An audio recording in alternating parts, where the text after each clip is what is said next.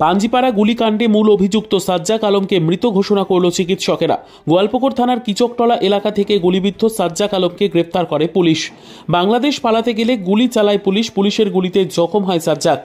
লোধন গ্রামীণ হাসপাতালে নিয়ে আসলে তাকে মৃত বলে ঘোষণা করা হয়। গুলি লেগেছিল তার বাঁ কাঁধে, পিঠে এবং পায়ে। চিকিৎসা শুরুর পরই তার মৃত্যু হয়। শনিবার সকাল 8:05 নাগাদ তাকে মৃত বলে ঘোষণা করেন চিকিৎসকেরা। যদিও পুলিশ এখনও গুলি চালানোর কথা স্বীকার করেনি।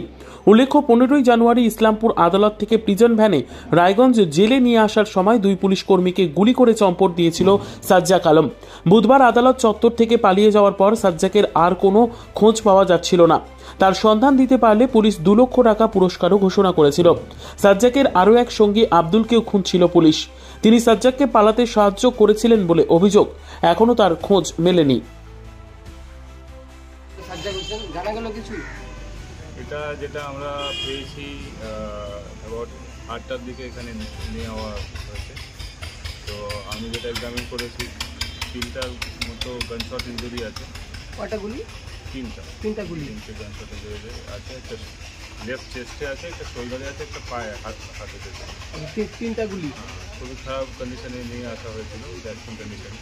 আমরা চেষ্টা করেছি বাঁচানোর, কিন্তু বাঁচানো হয়নি। 8:10-এ আমরা ডিক্লেয়ার করেছি।